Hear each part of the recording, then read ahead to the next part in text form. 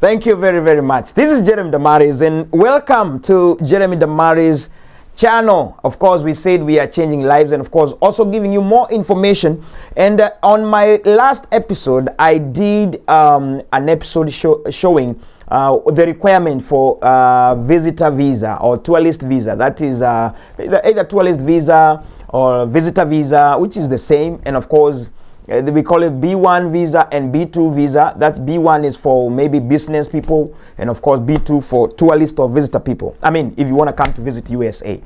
And I always say, mimi ni mtu tu wa kawaida. I've been here for some time, but I just give you some tips, what I know, make many people. Nimeongea na watu wengi sana, ninajua why, and of course some of this information you'll find them actually at the US Embassy, especially watu wetu wa Kenya. You can just go there and see all the requirements. But today I'm not going to talk about it. Today I just want to say reasons for B1/B2 visa denial. Watu wengi sana unasikia mtu anasema nimejaribu 10 times, nimekuwa nimenyimwa visa. What am I supposed to do?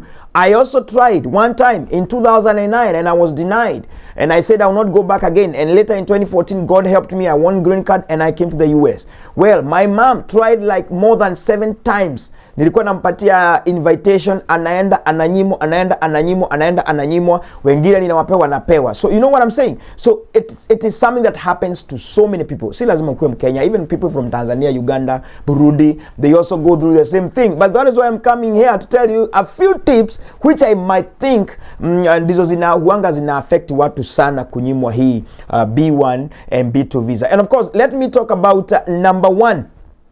The main reason why many people are denied this. Number 1 is not meeting the visa requirements. Yani, the visa that you are looking for, if it's a business visa, that is B1, haujamaliza the requirements that are needed. And that's why I said I have that episode that I did all the requirements that are required, and I don't have to repeat it here. You can just go check the requirements, what you need to come to the US for that B1 or B2 visa. So if you don't meet the requirements, then automatically wewe ni kumaanisha hiyo temporary na ni migrant visa yenye inakuhold kuja hapa America for allowed 6 months visiting business, I mean utanyimwa. And let me tell you, number 1, to overcome the presumption of immigrant intent, you must convince the consular, that you have strong ties within your home country. Yani lazima hizo requirements unasema, lazima uonyeshe huyu consular ambaye anakufanya interview that you have strong ties that will not make you upotelee huko. Because the main issue ni kumuonyesha wewe ukienda America you are coming back home. And number 1, let me say about this. The reason, if you're not able to show the consular that you have a job in Kenya, yenye itakubidi uende America urudi, count yourself denied. Number 2, a family. I mean, it's always good. I always say, ukisema unaenda kutembea na wewe ni kijana, huna mtoto, huna bibi, I mean, definitely they will think wewe utaenda kuwagaisha wazungu kama watu wengine. Your possibility of coming back is small. So lazima kama umeolewa, at least hiyo ni kitu moja. So if you never prove to them that you have a family, maybe huna bibi, huna mtoto, ama dependent relatives, or being engaged, or maybe you are waiting to be married soon, then hiyo itafanya unyimwe. About assets, nilisema those are some of the things that you need to prove to them, ya kwamba sasa niko na hii na hii. Sasa kama huku ana prove ya kuonyesha mimi niko na kashamba, niko na nyumba hizi zinanitengenezea kapesa, I mean you have something to take care of. If you never showed them that you have any asset that you are tied to, iko na jina yako, I mean wewe utarudi kweli wewe zero. And of course they know most of these properties you cannot sell when you're far, you have to be there, so they know hiyo ni moja ya ties. Kama wewe huna, ni wewe kijana, utapata namna gani? So that's another thing. A business, if you don't have a business, I mean if you said you are a business person, you are not even able to prove you have a business certificate, the capital that you work with, employees, I mean how are you in business? So probability ama possibility for you to be denied that visa, it's very high. That's why nakwambia you will need to provide, or you are required to provide some documents to prove that your stay is temporarily here in the US, okay? And of course labda, and then kama tuseme kama ulikuwa unasema unataka kuja kukaa hapa, kama wewe ni business person, lazima uonyeshane nilimelipa mkahawa until this day. hata ndege niko na itinerary nimelipa mpaka hii, return ticket ni hii, kama it's advisable you pay. Unajua kuna watu wengine wanaongea na agent na kutolea ticket inaonyesha hii bla bla bla, na labda hujafanya final payment, just waiting to get a visa. But don't go just pay for the flight na hujapata visa. Possibilities zako za kurudi nyumbani ziko high sana, you know. And I said another important requirements includes proving that you have sufficient funds. So kama wewe mwenyewe hukuonyeshana hauna pesa ya kuenda kujilipia ticket, ulisema ni wewe unajilipia wakakuitisha bank statement yako inachezea 30,000, hata pesa ya ndege huna, I mean they will not give you. And also another thing, submitting an incomplete application or backing supporting document. Na hizo hizi najaribu kukutajia, yani your DS160 ile form ulijaza online. Kuna wengine, I remember myself when I filled the DS160 back in 2009, nilikuwa ninaulizwa the address kwenye nitaishi.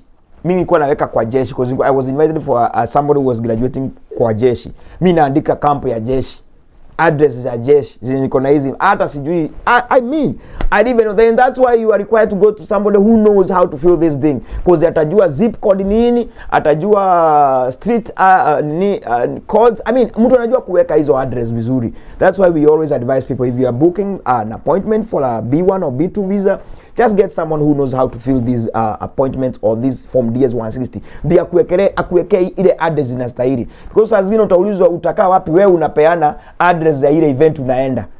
And of course mzungu anajua, akiona hii address unaona hii ni hotel yenye unaenda, lakini unasema tena utakaa wapi. So you need someone who is understanding this, okay?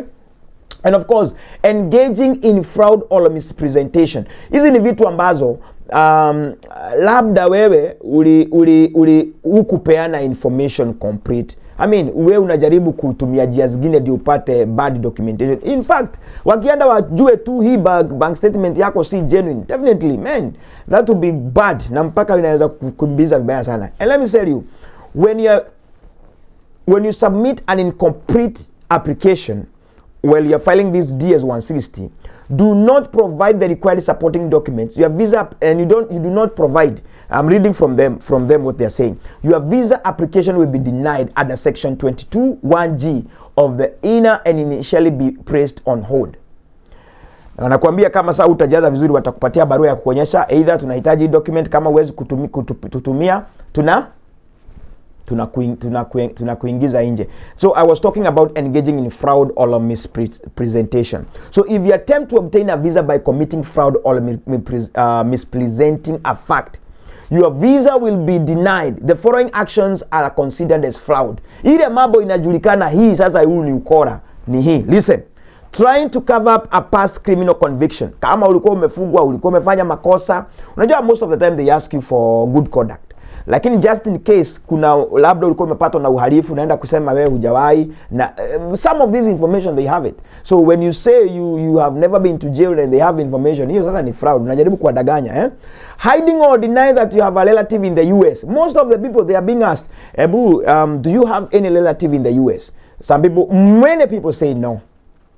I remember somebody bibi yake alikuwa hapa US na alikuwa amepewa visiting visa. Sasa yeye time yake watoto wakasema wewe enda upewe visa, na yeye akaenda kupewa visiting visa. So when he went there, akaulizwa bibi yako wako America, akasema hapana, na God is good, alipewa visa. Let me tell you, alipewa visa. The bad thing happened in Dubai. I think in Dubai or Amsterdam. Wakati alifika Amsterdam, kuna sometimes, unajua niliwaambia kupewa visa si kusema umeingia Amerika. Sasa lazima upindie pale kwa ndege, kuna wale immigration officers wako pale. Of course wakamuitisha passport, wakaenda wakapiga, wakaangalia visa. I don't know whether ni embassy ilikuwa imeweka kitu hapo kwa hiyo visa yake ama kwa information. Because when this man was asked, unaenda wapi? Alisema naenda Birmingham. Alikuwa anakuja hapa Birmingham. Akaulizwa, is your wife in the US? Akasema no. I mean, nakwambia huyo alirudi na ile ndege ilikuwa inarudi. He never even came here to the US. Na bibi yake alikuwa hapa. Alikuwa hapa legally, alikuwa amepewa visa kuja atembee. Bwana yake alikuwa anakuja atembea warudi. Sasa wakati aliulizwa, is your wife in the US? Na majina ya bibi yake inaonekana vizuri sana. Ako hapa. Huyo jamaa alirudishwa nyumbani. So it's always good. Sometimes it's always good to speak the truth, Hiding or denying that you have a relative in the US. They might not know that time. But in the process, watafanya uchunguzi. Kama unaitwa Jeremy Mureithi Wamboi, Na kuna mtu mwingine hapa na mama yangu alienda akajaza akona Damaris, watoto wangu labda amefaidia mimi. In one way or the other, this is a big country.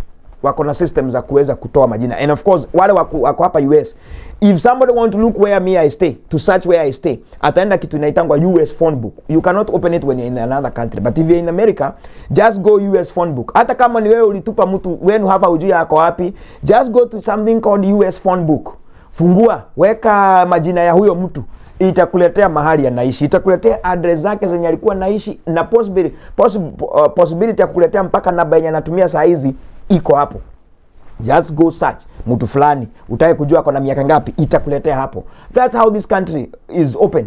Hiyo nyumba yako unakataa kupatia watu address, mtu tu akijaribu kugugu wewe jina yako atajua kwenye unaishi, address zako, nyumba yako inakaa namna gani. Hawafichi hizi vitu. So it's always good to tell the truth. Number 3 that made you get denied this visa, or will make you get denied this visa, not declaring a past visa refusal.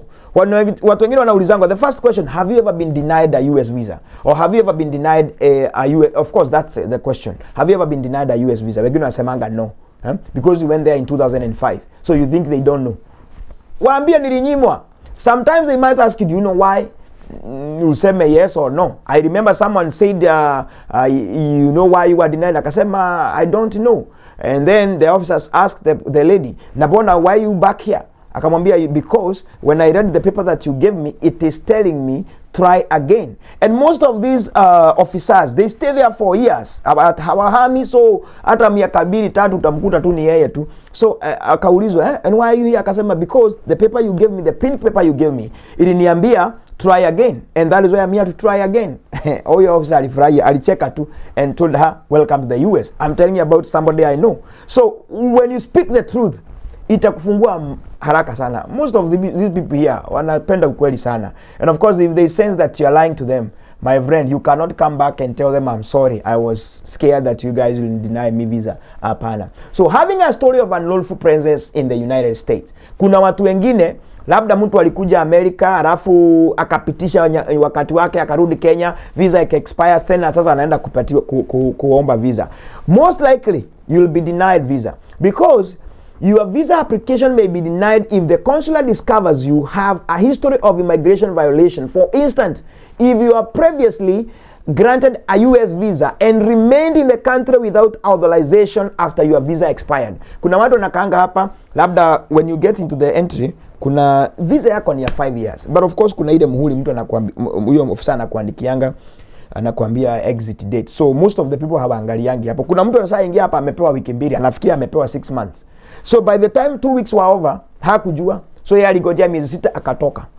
Na next time akaingia kwa ndege atanakuja US. Let me tell you, alifika hapo akarudishwa. Akauliza, sasa wewe, you are given 2 weeks, you stayed 6 months. Akauliza, oh, I thought you guys gave me 6 months. In fact, I went back before 5 months. Akaambiwa, no, you are given 2 weeks. So it's always good, even when you get into the US.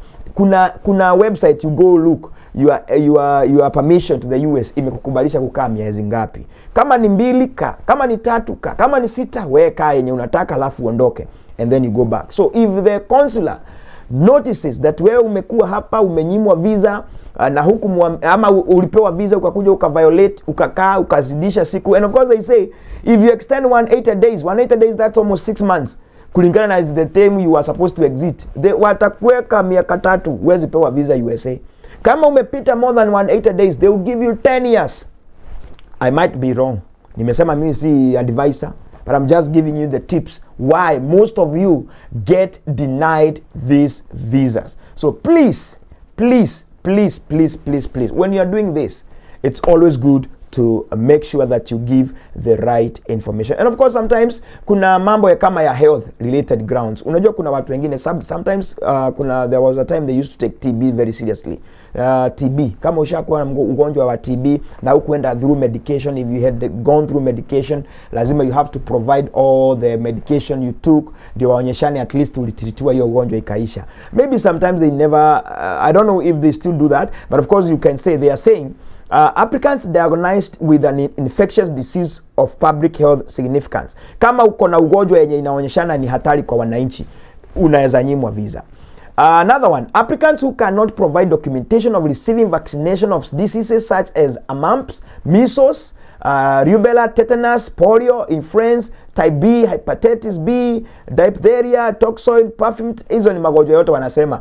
Kama ulikuwa na ugonjwa kama huyo na hujaonyeshana, at least ulifanywa immunization na ukatengenezwa, high chances just in case inaweza kukunyima sana. Hata watu wa green card wenye wamenyimwa, win green card, ukienda upatikane kwa sababu wanakutuma kwa ile hospitali yao, upatikane kuna medication hukufanya, very high possibility yako wewe kunyimwa. Of course, kama if the applicants identified as drug abuser or addict, kama wewe ni mvuti bangi, ni mtu wa dawa zenye hazijulikani zenye zimekatazwa hapa. Bangi naonanga kwa some of the states here zinakubalisha, but of course kuna those conk drugs zenye labda watafikiria wewe mudo hatuwezi kupatia. Of course, criminal grounds, I said, a crime involving moral turpitude, an attempted violation of any state or international law related to controlled substances.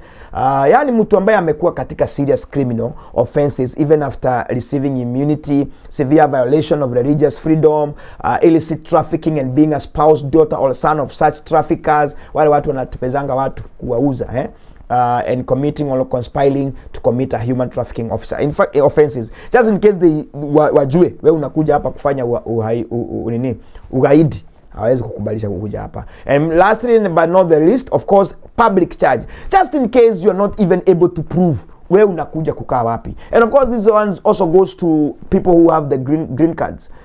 If you're not able to give someone who is hosting you information, the person hosting you the information, kuonyesha huyo mtu ako na uwezo wa kuangalia taxes anafanya, ukikuja hapa utakuwa public charge, utapewa visa. And that's why they saying if you are going to be seen like you're going to be a public charge, the consular will deny a visa application under section 212A.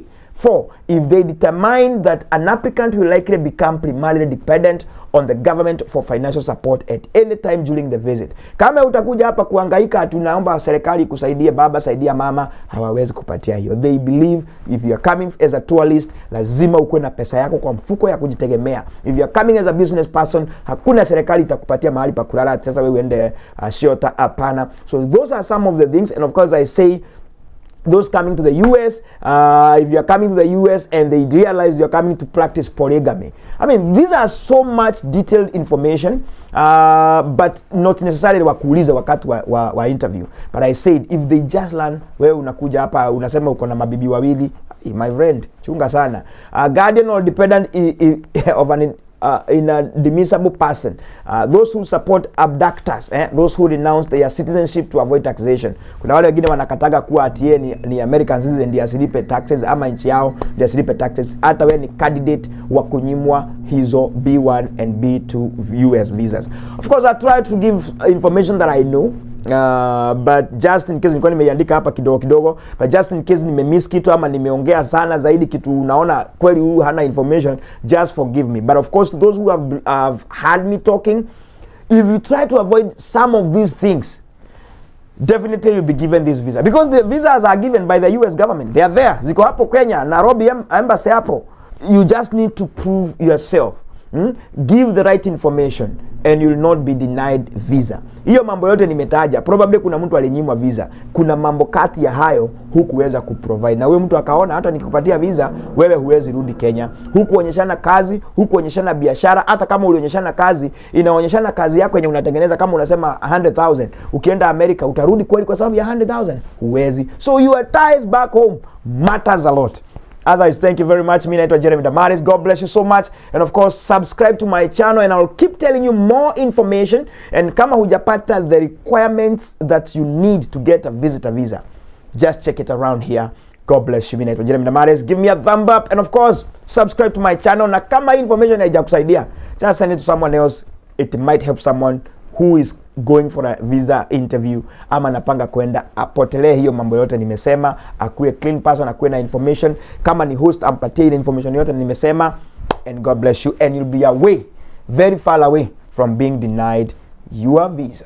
Thank you. Jeremy Damaris. God bless you. Nikiwa hapa upande wa Birmingham, Alabama. Thank you.